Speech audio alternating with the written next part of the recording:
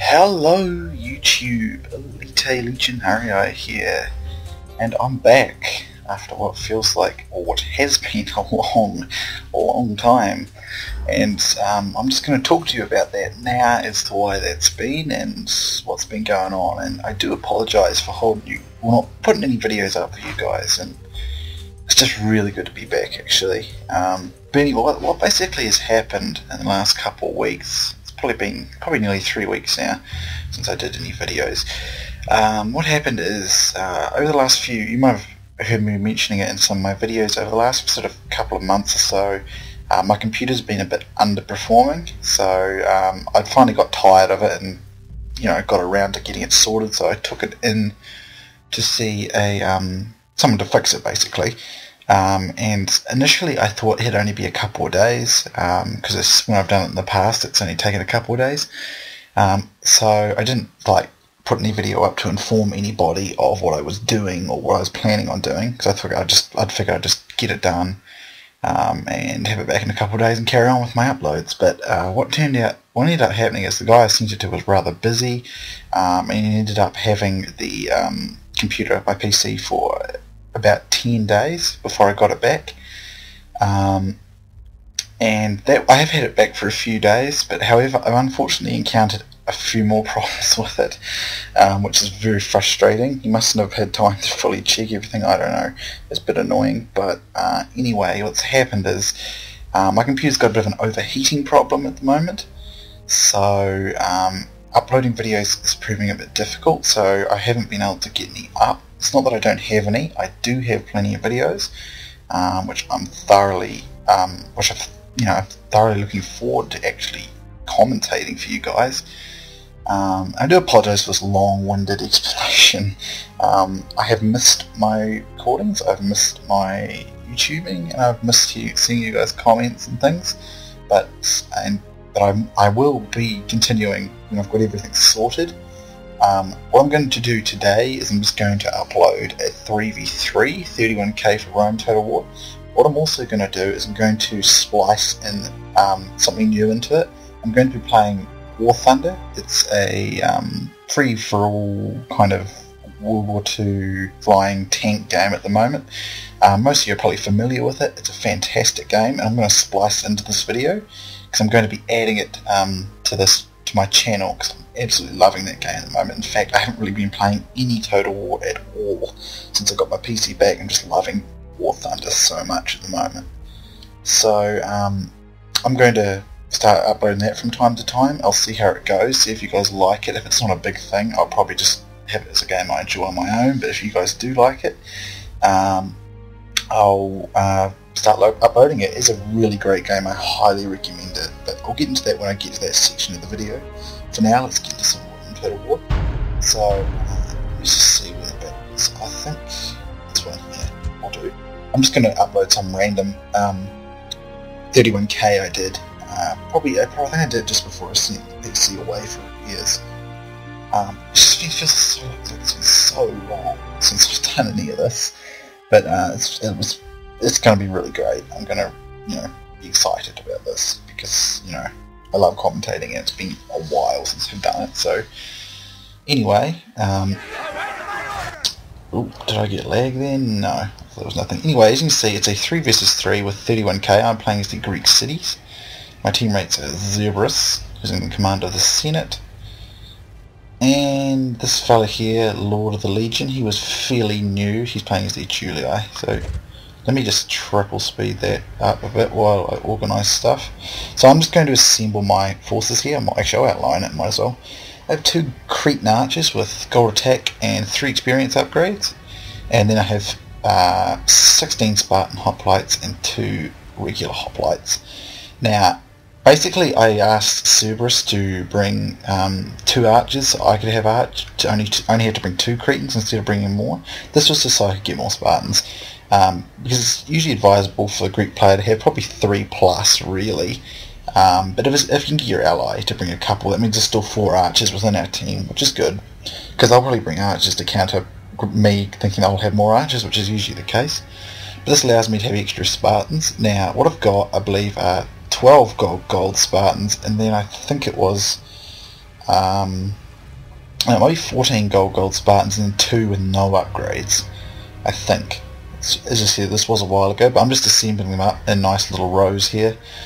Let's have a look at Lord of the Legion. He's got 3 urbans here, let's see, 6 Praetorian Cav, and I think the rest must be 14 urban cohorts.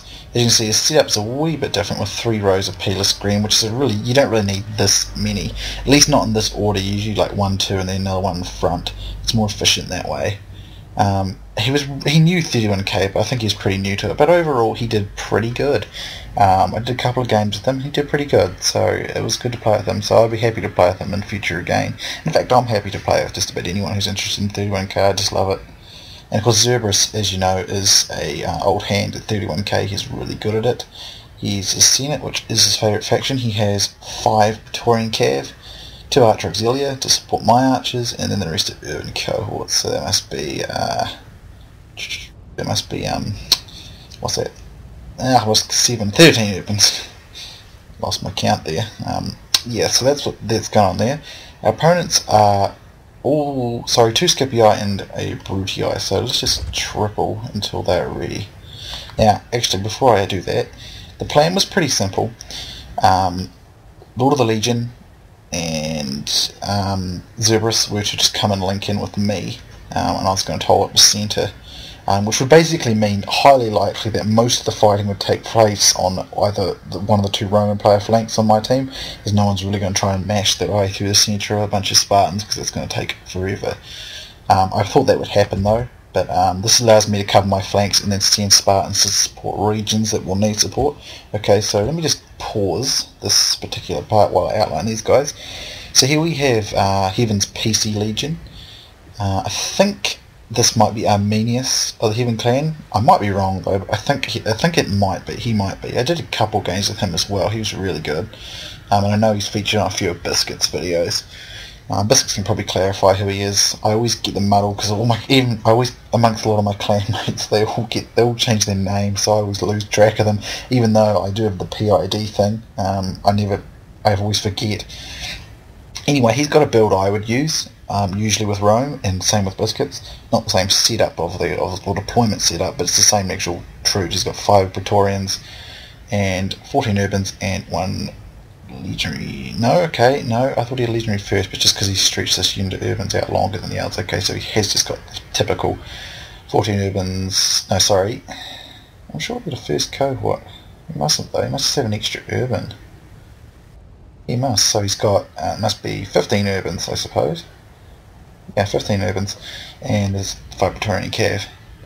Then we have Sandy Star of the FAOH clan. I forget what it stands for, but I do know, but I just can't remember. Sandy Star 99, so he has 6 Praetorian Cav, then he has 2 Archer Auxilia, which means he must have a total of 12 urban, no, 2 legionary cohorts, and that means 10 urban cohorts. And then we have TRZ Warrior. I'm not too sure who this guy was. He was fairly capable. He had 2 Roman archers. Then he had, let's see, 6 Praetorian Cav and 12 urban cohorts that I can see there.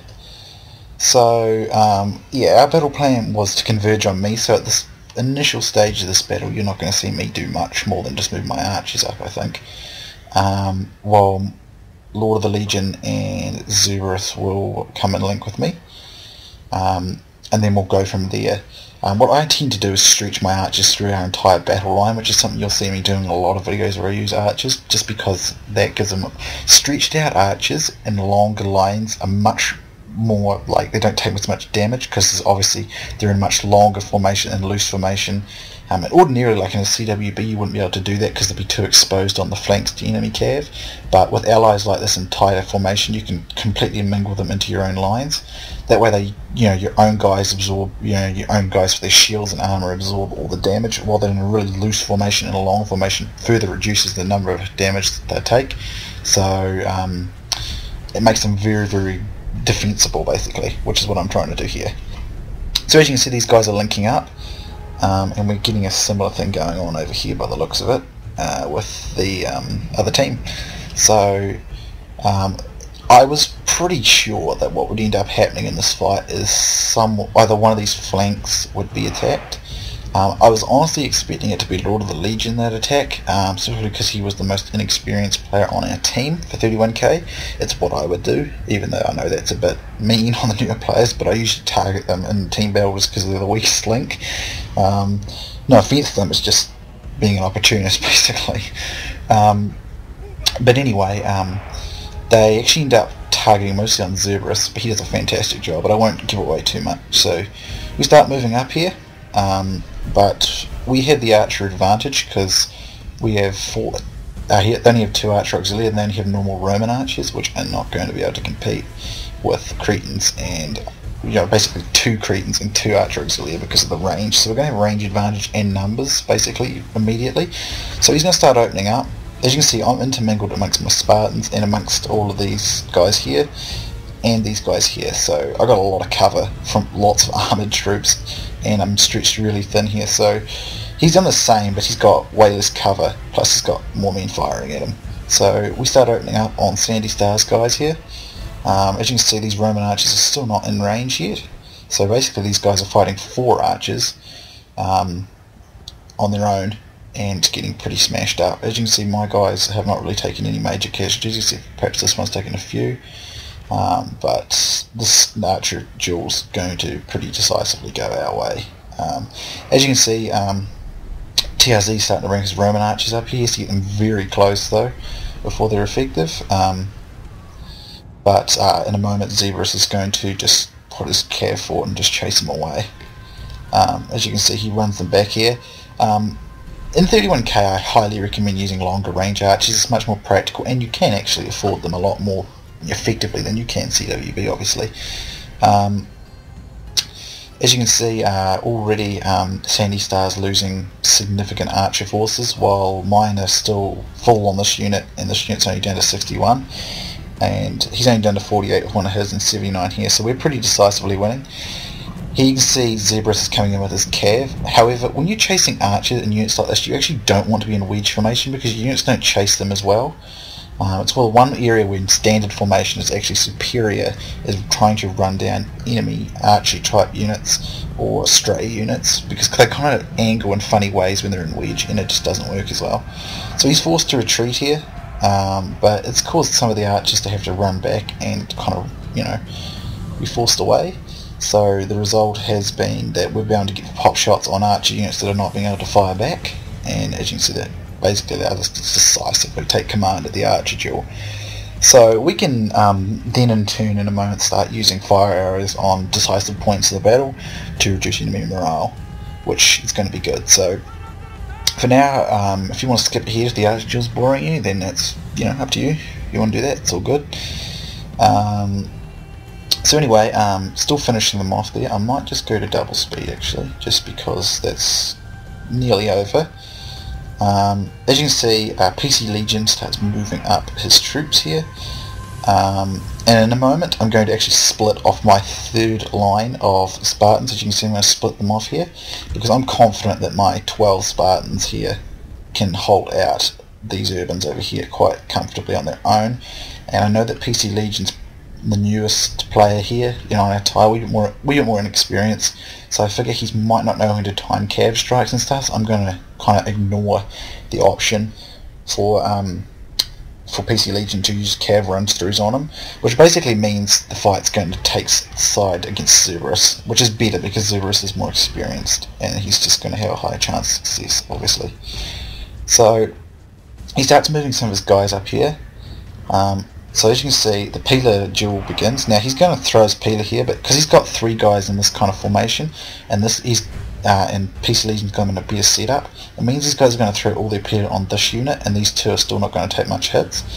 And sure, this unit will get trashed, but it means he wastes 3 lots of Peeler for 1 unit, while these units are still free, and he's not going to get counterfire. So it's better to actually have this setup. If you're going to go with 3 Peeler screens, you need to have 2 and then 1 front like PC Legion rather than 3 in a row. He did know what he was doing though. He quickly got into Testudo once he'd fired, so he was aware of how things worked. Probably just doesn't have a lot of experience with 31k, but it's pretty quick to you pretty quickly learn it because 31k players are very good, so that's why you quickly learn it. So here I just see Sandy Star move forward, so I'm going to rush him. I'm going to try and get him to waste as much peeler on these units here. I start flaming these cav over here because as you can see they're rapidly moving around Zerberus' flank. I'm going to quickly engage Sandy Star so I can keep his infantry out. Now he does start pouring in his peeler here. I get a little clustered and he doesn't. My peeler screen's not in the way enough here, so some of my Spartans are going to get hit. As you can see, these dudes in the back are going to get hit a bit. At this point we messaged Lord of the Legion to get his cav this way, because as you can see they're sending all their cav pretty much this way. Yeah, all their cav, 3 hordes of cavalry coming that way. As you can see, he's just going to advance up here, and there's not much happens on this particular side of the fight, so I'll probably be ignoring that for the most part. All I'm doing is fixing and holding Sandy Star in play. I send my general this way just to help over here on the flank. I probably should have sent some of these Spartans this way. I wasn't really paying enough attention at this stage. Trying to micro 16 Spartans is actually quite tricky, or 16 pikes for me it's not really difficult, but it's still be tricky at times. But basically I'm just holding out Sandy Star here while Zerberus is fighting here, but we need to be pretty careful. As you can see, Zerberus does a charge here on Sandy Star's cav, and he routs one of them here. He gets support here, but they need to be very careful and make sure they time things right. Zerberus is pulling off infantry to help, because he's going to need the infantry support. I'm still grinding my way through those infantry over there, but as you see, they need to be very careful where they time their cav strikes, because they do not want to get countered, but they're outnumbered, so the chances are they're actually going to get pretty the worst end of it. As you can see, PCLegion is going to get a counter strike here. Had he gone right around the flank and done that, come around the flank, it could have been dangerous, but as you can see, a lot of, I think there was it Sandy Star, or there was a bit of both of their cav, a bit of both Scipii players' cav mass routed there, which was fantastic. But as you can see, PCLegion is pulling in infantry here into this big cav horde. If we look over here, I'm simply grinding my way down through these guys. I decided to pull these Spartans out of here. There's no fear from cav run-throughs. I'm going to put them into the flank of Zerberus' guys, because I realise there's a very good chance, because you can see the red Julii cav is starting to rout. There's a very good chance our team could lose this cav fight, so I'm going to use these 4 Spartans here to create a reserve flank to either support this fight or to guard it from cavalry in the flank. Because I'm actually winning my fight over on my side pretty decisively there, in the centre anyway, so if we can win that, I'm putting fire arrows in as well. But as you can see, Lord of the Legion left his cav in too long, made no disengagements, and he's losing. But Zerberus is doing it slightly better. He got better cav charge, and he's got a bit more infantry support in. But as you can see, I'm reinforcing the lines here, so I can either put them into this fight if areas are getting weakened, or I can use some to cover the flanks, just to make sure that Zerberus doesn't get overwhelmed, because he's had to pull quite a lot of infantry in here to help him. As you can see, his cavalry, all our cavalry routes on our team, and this was a bit concerning at this stage, but I managed to break my way through most of Sandy, or quite a lot of Sandy Star's infantry. I've disrupted it pretty badly, and I've reinforced in several sections with my Spartans here, as you can see. And I'm able to pull off some of these guys here, and we're going to encircle these large horde of TRZ, Scipii, and a few of Sandy Stars as he's bringing them in. As you can see, the cav comes in here to try and get the flank. I turn my Spartans in to face this. As you can see, it starts to cause a bit of damage. My cav archers are out here firing. I think I lost track of them during the fight, if I'm honest. Now I'm into the flank of them with my Spartans, and this causes, as soon as I get my Spartans in the flank here, the whole Scipii horde starts to rout, which was really good. So they were pretty shocked by being outflanked by this many Spartans and still fixed up by that many urbans. So we managed to rout all his guys there like right away, which was really great. And I've still got a ton of Spartans. And if they don't have really a heap of cav left, and they don't have enough to deal with all these Spartans, so I could just box up at this stage if things got desperate. As you can see, at this stage, Lord of the Legion kind of broke his formation and just run to join us. But as you can see, me and Zerberus have destroyed the two Scipii, well, most of the all of TRZs basically, and almost all of Sandy Stars. He's very distributed and dispersed, but pretty weakened. PC Legion's still going in here now. Lord of the Legion is quite isolated here, and I'm still trying to coordinate all my Spartans here, so some of them are a bit jumbled, but I'm going to start getting them into order here and help PC Legion. As you can see, I'm starting to move them now, and I'm running these guys back as well. I've got to take my hat off to Zerberus and Lord of the Legion for dealing with that much cavalry though. Here Lord of the Legion is very isolated and he's going to get swamped, but fortunately, because me and Zerberus have won our side of the fight as quickly as we have in that section, we've got that wonderful mass route. My Spartans and his Urbans now come in and we can help him. And as you can see, his guys are holding out. He's a bit of that urban indestructible morale going on, and they hold out, so brilliant. I'm going to start pulling my Spartans into the fight to give them some assistance. And mixture of Spartans and Urbans working our way through here, it's going pretty nicely. As you can see, I've still got a whole lot more of them as well. I lost very few Spartans in this fight, to be honest. They just tanked their way through it as they do. So as you can see, we're still fighting off PC Legion's hordes, and a few of Sandy Stars, what's left of them, but he hasn't got much left. And as you can see, he's doing quite a bit of damage to Lord of the Legion, but he can't obviously handle 3 armies at once. So basically, we're steadily just grinding our way through our opponents, or what's left of their forces. At this stage, I was sending troops around to outflank, but the Scipii General actually routes here, and I think this starts causing a pretty big rout for the whole horde that's in the area. Over here I'm bringing my Spartans in on the flank, and I'm putting some Zerberus is putting some flaming arrows down. I think I lost my archers to the Scipii-Brutii cavalry, but it doesn't matter. You can see the Scipii route here. The Spartans are holding out, and I've got support here for Lord of the Legion, but he should be able to handle that on his own, but it's always good to support, obviously. But in battle, it is beyond belief. So at this stage, the Scipii forces are all basically gone, and and PC Legion is on his own at this stage.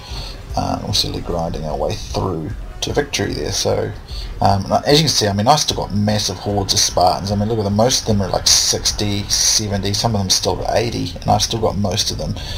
They just tanked their way through this fight. Most of the fight took place on Zerberus' flank there, and I just supported in areas where I was needed. I was able to hold a lot of the Scipii infantry out of the fight for a long time. Had they been able to interfere, this would have been much more difficult, so I'm glad I got that right.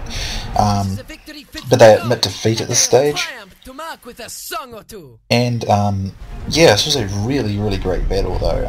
Hats off to Zerberus and Lord of the Legion, but particularly Zerberus there, because the Lord of the Legion didn't disengage his cav quite as quick, but that's to be expected. He's not quite as experienced in 31k, but he did do very well. As you can see, he's still got a respectable 962.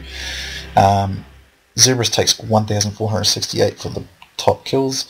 I was very pleased with my kills though, 1,243, and 3/3 of my army still alive, so I was pleased with that result. But these guys played very pivotal roles, particularly Zerberus. He did very well dealing with 3 hordes of cavalry against 2 there, and that was very well done. PC Legion has done very well, but the other 2 have only done very average, to be honest. If you look at my stats here, these Cretans got a fair number of kills, and these Spartans got good kills all around the board, and not very many losses, to be honest. The biggest loss to my Spartan was this one. They got 62 losses. The rest didn't take very many losses at all, so they worked out very well and tanked their way up the centre. And then I was just able to reinforce those positions for Zerberus, and we got that mass rout when I did so, and they couldn't use the cavalry against Zerberus because my Spartans were in his flank protecting him. So that's what I love about the Spartans in 31k, or the Greek cities as a general rule in 31k. So you can use them very aggressively. That's why I pushed them into the Roman Scipii centre there, because it's much harder to use them offensively in CWB, and because I'm an offensive styled player, you can have a hell of a lot of fun using them aggressively in 31k, and they're one of the best factions to use, very good at taking on Rome, and I have a lot of fun when I use them.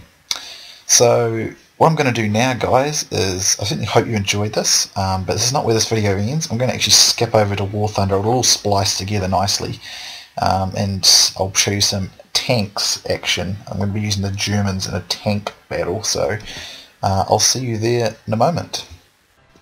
Hello again there, guys. Here we are on War Thunder, and we're now looking at my Panzer Kampfwagen Mark III. The AUSF-L version with the 50mm KW K39 cannon. This is actually my best tank at the moment, which isn't saying much, but tanks are not that old, and I haven't played a whole lot. But if you've never played this game, honestly guys, it's on Steam, it's free. You just go onto Steam, type in War Thunder, it's free to play. It will probably take a few gigs to actually install it and be able to play it and everything, but it is worth it, guys. It's a bloody fantastic game. And honestly guys, it's just absolutely brilliant. Tanks have been introduced very recently. Air battles have been around for a long time, but they're brilliant. There's plenty of nations to use. There's here are the United States here for you Yanks. Looking at the A20G Havoc, and some other awesome fighters. There's plenty of them, and you just research your planes and your tanks and stuff. So as you're working through, you work your way through these tiers. There's plenty of videos about all this on YouTube if you want to go into more extensive stuff. But there's the Germans, which I've got set for tanks. There's Russia, which I've got set on planes at the moment. But only the Germans and the Russians have tanks. Here's like the T-34 and the KVs and everything like that. And it goes right through their lists. Obviously, you get right down to like the T-34-85, and you get the heavier KVs and the IS tanks. And in the case of the Germans, you get the Panthers and the Tigers and the Mark IVs and all those awesome tanks and stuff. And it's just seriously fun game with so much awesomeness in it. Lots of variations of things you can do. Arcade, realistic battles, simulator. Obviously realistic and simulator are much harder, and I can't do either of them because I'm not that good. But it's an awesome game, guys. I absolutely, totally recommend it for anyone who likes anything to do with World War II. It is absolutely fantastic and brilliant. So anyway, enough of my waffling. I'm sure you actually want to see me shoot something or get blown up by these in my tanks, which I'll load into now. I've actually already made the video. I'm just going to slice it into this particular video. So I'll see you on the battlefield. Alright there guys, here we are on the battlefield, and I'm driving my Panzer III, and let's just get into it. So this is just an arcade battle, because as I said, I'm not great at the others, and all I'm trying to do here in this particular battle is one thing you always should do in War Thunder is stick around other people, because if you get isolated in this game for any reason, you just get absolutely smashed. So what I'm trying to do here is stick where there's numbers, where I can be safe. My allies will automatically support me, not because they want to actually help me, just because they're being greedy and wanting kills. Because in arcade everyone just cares about kills and not really any teamwork. It's a bit frustrating, but you can still exploit that particular desire of people to get what you need. Arcade varies, same with flying. It doesn't give you, like, I'm using Germans, but this guy here is using Russians. So it doesn't really particularly, in the historical battles and stuff you get proper historical teams, but in arcade it's just all everybody for everybody. So here I thought I could get one of these artillery pieces, but I lost my marker on it, so I couldn't. And the marker needs to be green for a good shot, yellow for an average shot, and red is not likely to penetrate at all. Most likely won't penetrate at all, but if you get a really powerful gun, it sometimes can. So there's always sweet spots on the tanks, like the turret, the tracks, the engine, in other certain areas. You just got to look for that green spot. So as you can see, I'm still staying with the horde. It's very important. If you get isolated and on your own, you usually just get wasted. Happens every time. Now here I wasn't looking what I was doing, and I nearly got taken out there by a entrenched Sturmgeschütz up here. Stug 3, so I get some shots in on it here, and the Stug 3's got a lot of armour, like it's got quite a lot of armour in the front, but I get a couple of good shots into him, and I think I must have set him on fire, and he didn't have the fire extinguishers, because I actually ended up killing that guy. Actually, I ended up reversing into my ally there. I was probably in his way. So I'm going to pull back here, use my allies as cover and support, as you can see. And I'm just going to try and find a good position. So as you can see, I just destroyed the Sturmgeschütz. So here I'm going to line up, and that guy gets out of my sights, but here I can get shots in on a... I got a shot on there, but I just took a hit to my turret. It actually knocked my gunner unconscious, but fortunately he only stays unconscious for 2 seconds, which was brilliant. If only people in real life actually stayed unconscious for 2 seconds. Anyway, at this stage I just move forward, but I'm a bit more cautious. I'm trying to angle my tank so he hits the frontal armour, edges of the frontal armour, but gets as least angle as possible. That way I'll get the most defence. So here I managed to get some nice shots in on this guy down here. I can't actually tell what he's actually driving there. I'm not sure what that is. But he's not really aware where I am, I don't think. And I will just put 3 rounds into him and knock him out of the game. At this stage, I'm going to move forward again. And again, I'm trying to use the terrain and the angling of my tank to get as least profile on my tank as possible. So here I start putting some shots in, and I did a lot of damage to the gunner that time. And for some reason I missed that shot. I don't know why. It said I was on target, but apparently I wasn't. But there you go, I got another one. And this is actually very well by my standards. I usually just can't hit anything, or I get destroyed very quickly. But I actually ended up doing quite well in this particular round, which is why I decided to upload as my first battle. Now I got a good shot on me there, and he actually disabled my tracks there. So my guys start repairing the tank. It's going to take about 40 seconds. Obviously in the more historically accurate battles that takes a lot longer, it's much harder to do. But I'm still in range to get some good shots in. I ought to knock him out. As you can see at the bar by the top, my team is actually winning quite decisively, because this was a good team I had. You don't always get good teams, but this was a good team because they stayed together en masse, using real proper panzer tactics and massing their numbers and charging onto the capture point, and we managed to win really decisively, because sometimes you get teams that camp and it just doesn't work. You have to stay together. You have to actually use real tactics. Panzers are best, or tanks are best used when massed.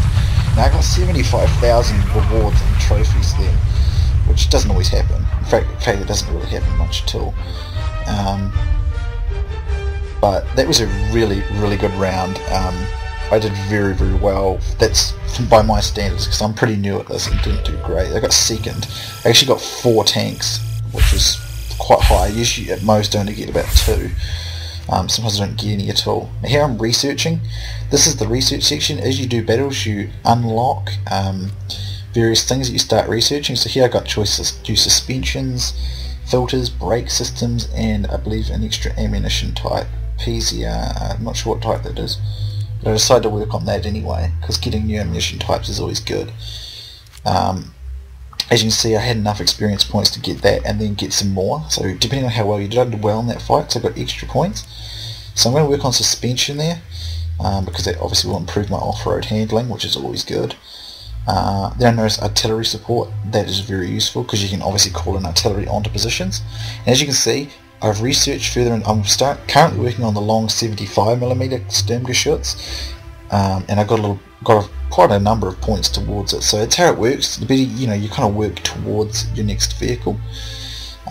It's a fantastic game, guys. Honestly, there's plenty of videos out there, plenty of YouTubers focus on War Thunder, and you really should consider this game if you like anything to do with World War II. I mean, the flying is fantastically fun. I will bring you some of that in the future. I'm not going to do it in this video, because with that Rome Total War section I did earlier, it's going to be a really long video, so it'll probably take me like well, not a million years, but a long time for me to upload. There's the Stug 3. Now that's actually an assault gun, or a tank destroyer if you will. It doesn't have a turret. It has extra armor instead, and a higher velocity gun most of the time, and it was a very, very effective fighting vehicle. So it's not just tanks in themselves, you get various things like anti-aircraft vehicles and various other types of things, and self-propelled artillery, I think you can get some of that too. So there's a lot of genuine armoured fighting vehicles and stuff. So here's another battle. Now this battle is going to demonstrate the opposite of what happened in the last battle, when there is very little teamwork. So I'm actually going to use this the Stig 3 Sturmgeschütz. So the reason I'm going to do that is obviously I want to try and show you a few different tanks if possible. And the Sturmgeschütz is one of my best vehicles. Now obviously I can't rotate its gun, but what I can do is I have extra armour and I have a higher powered gun. Although unfortunately this is only the short 75mm, so that's why I'm working on trying to get the long 75 because it's superior. So initially it looks pretty good with our team sticking together. And in front of me is a Soviet KV-2. Now the KV was a massively armoured vehicle that the Germans could not penetrate with any weapon other than their 88mm anti-tank or aircraft gun, basic anti-aircraft gun, during the first stages of Operation Barbarossa. This is actually the KV-2, not the KV-1. As you can see, it's got an enormous gun. It's a 152mm howitzer, which will destroy most any early period tank effortlessly.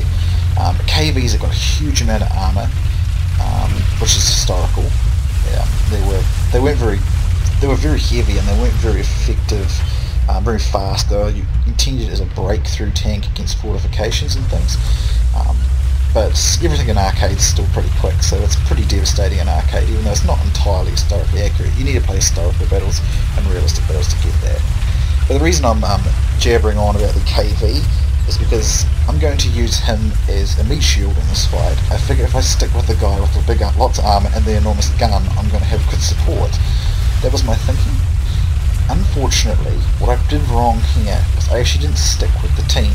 I should have gone where the majority went, because that means I'd have as much support as possible and likely not get my ass kicked straight away.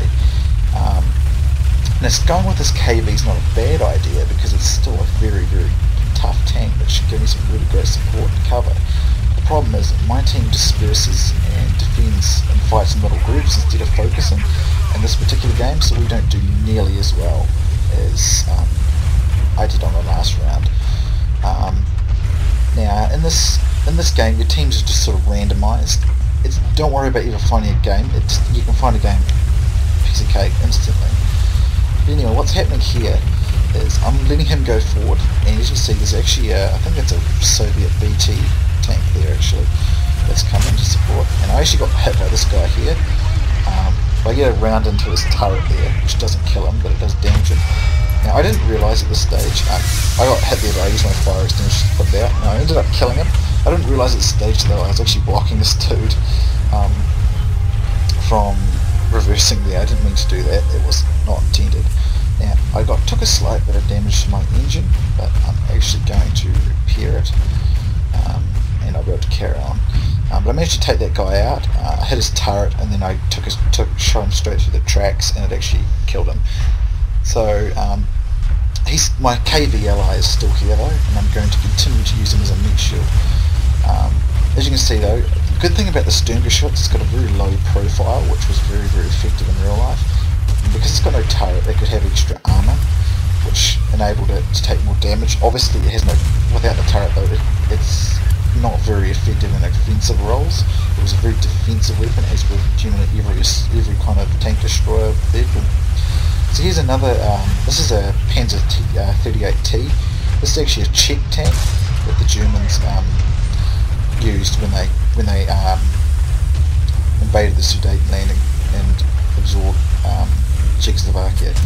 So I managed to get a couple of rounds into him. As you can see, I can't just I have to turn my entire vehicle to hit him. So even though it's got more armour and a more powerful gun, the disadvantage is it doesn't have that kind of flexibility. But I still managed to take him out. I think I set him on fire and it destroyed him. So I got a couple of kills, but if you look at the team, the bar at the top there, my team is not doing very well. I think I might be lagging here guys, my apologies. Which is unfortunate. Now I'm trying to get the position to get this guy, but he's probably behind like a little mound or something, so I can't get him. I'm moving forward cautiously here. I lost track of my KV ally. I think I don't think he got killed. I lost where he went. So unfortunately, I do no longer have my mid shield. Now it's very important when you're playing to scan around you all the time. You hold down C to do so, and you're able to work out where everything is. Now I see there's an enemy tank up here. You can see that red bar over there. So I'm going to turn around. So I turn my back, and somebody popped up and took severely more of my left track. And I'm trying to get my tank around, but at this stage I had to initiate repairs. But as you can see, my tank kind of burnt out, so all my stug burnt out. It's killed by a T-34. Brilliant tank that. So now I decide to where is it? I'm going to bring in my Panzer IV at this stage. I think I was just trying to work out what you guys might like to see at this point. And I'm just trying to work out ammunition types. Lots of different types, high explosive, armor piercing types, lots of different types as used in the war. It's very in depth. The Panzer IV, this tank was actually periodically used, the Germans' mainline tank during the entire war. It was upgraded to many times during the war and just continued to be in service from the beginning until the end. I've only got the very early models, which was originally intended to be a infantry support tank using high explosives. It's what has the short barrel. This bit was actually going to end now, but I will show you some more of this tank soon. The Panzer IV was used as a breakthrough tank, but eventually, when the Germans invaded Russia, they realised that their tanks couldn't beat the Russian tank, the T-34s and the KVs, so they had to actually upgun their tanks, and they found that the Mark IV with the superior armour was the best choice. It was superior to the Mark III. So yeah, a little bit of history. I don't know a whole lot about tanks, but I'm a bit of a fan. So I came in about 7th there. Not as great. Our team just didn't focus our numbers together. You really have to use proper tank tactics in mass numbers. And our team just didn't do it this time. But I've got one more for you here, and I'll end it after this though, because this video is probably going to be like up to an hour long. But I figured a big video with lots of different things in it would be a really fantastic way to come back after 2 weeks. So anyway, I'm just going to load it up here, but I highly recommend this game, guys. There's so much in it. There's tactics, there's just awesomeness, and there's a lot, with the realistic and simulator battles. The simulator battles, you actually need like a proper joystick for flying and stuff. It's for the real serious pros, obviously, which most of you aren't, and I'm not. But the realistic battles still allow you to use mouse, but are much more realistic and much more difficult. But there's something for everybody here. And I know they're unlocking, or going to be adding naval warfare as well later on. I don't know when. That could be up to a year away, because they only just released tanks. But it's going to be awesome when they do. But it's still awesome now, and there's just so much in it, and they keep adding new stuff. Seriously, guys, it's just an addictive game. You'll start playing it, you just love it. And there's plenty of videos on YouTube if you start playing it and you find it difficult, which you might, because I sometimes do. There's plenty of YouTubers who do it, and it's totally free. It's just totally brilliant. So I'm going to open up with the Mark III, this is the Mark IIIL, because this is my best tank at the moment, with the 50mm gun, which isn't saying a lot at the moment, but because it's got the long barrel gun, which has a higher velocity, which is more effective against other tanks, whereas the short barrel guns tend to be better against infantry and large kind of emplacements and things, which is what they're used for. But they generally got phased out. They're only used in the early stages of the war. Because I'm only in the early phases of the German tech tree and the Russian tech tree, most of the guns only have a short barrel. But as you advance, you get the later vehicles that were used in the middle and late phases of the war. It's really good. And War Thunder doesn't actually just go in the World War II period. It actually goes from the early 30s to the mid 50s. So you can actually use jets in this game where you play as the Americans and the Russians and stuff. You get like the F-86 Sabre and MiG-15. Obviously with the Germans you get the Messerschmitt Me-262, you get the Meteor and stuff like that with the Brits and various other nations. You get the I forget what it's called now. You get the little. It's based off the German Comet for the Japs as well. The Japs don't do so flash because they don't have as much, but you can kind of like import jets from other nations and stuff. So there's something for everybody, and it doesn't just go to one period. You know, there's 25 years basically of aircraft and tanks, basically, and then you work your way up through the list.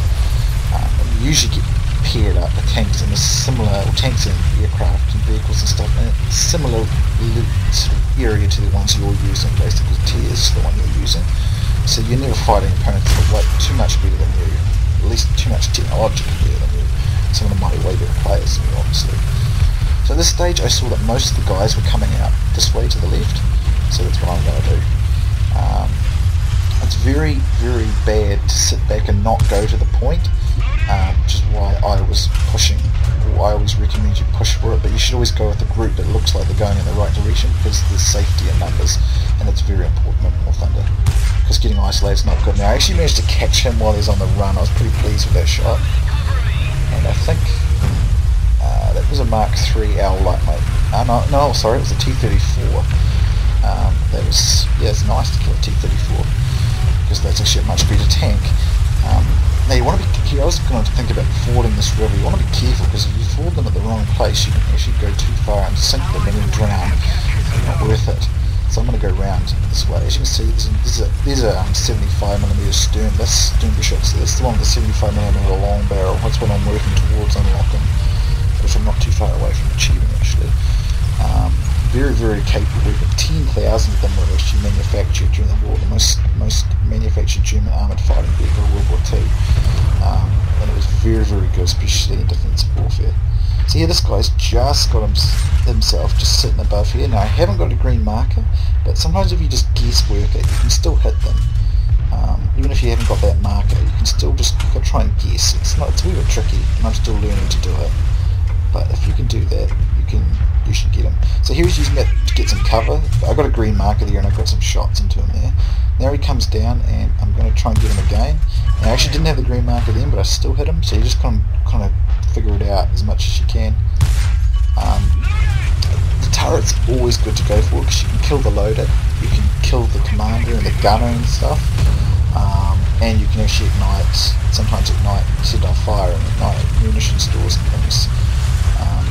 As you can see here, he's isolated, so I'm going to hit his tracks, because that'll immobilise him, and actually destroy them as well. Going for the tracks is great as well, because you can immobilise them. These guys can catch in their flank, so I'm trying to get their tracks and actually destroy him as well. So I had a couple of good rounds here. But I've gone too far forward, and I have not got any allies here, and I'm not scanning enough. I see this dude over here, and I decided to take him out, but I wasn't looking, and this T-34 is going to come out and try and get me. And I was thinking, with this guy helping me, I might be able to put a few rounds into him. As you can see, my shot did no damage. It's just bounced off that sloped T-34 armour.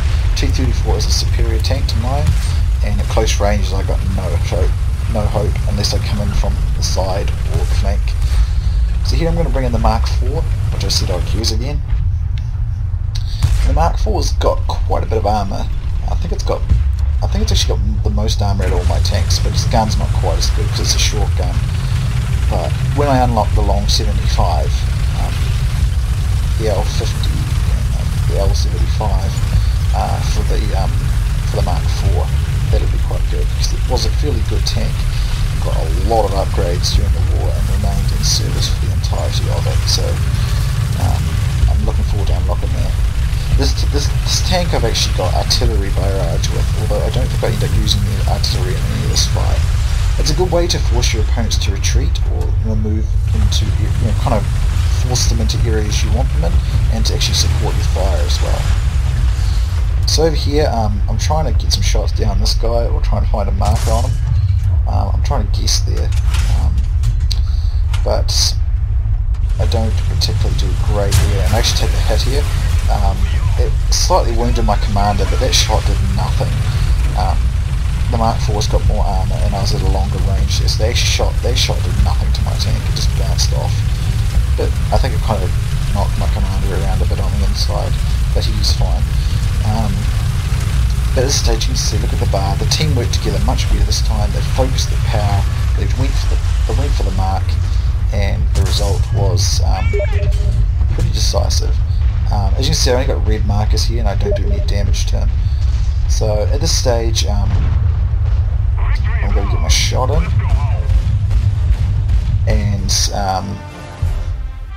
and yeah, I mean, it's basically this particular lot of battles done. But I better end the video soon because it's going to be fairly long, and I don't want to leave it uploading too long. Here I'm just ending my experience, as you can see, in my research points. At this stage I'm going to continue. Almost got that Sturm through with the 75 completed, but I didn't really earn any upgrades, I don't think, at this stage. I'm just seeing how much more this video's got to go before I have to end it. So as you can see, 7th on my team, 3 kills and only 1 death. I was pretty pleased with that. I think I did pretty good all round in these videos.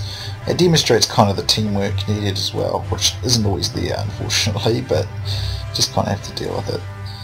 So anyway guys, I hope you enjoyed this, and I'll be seeing you soon next time.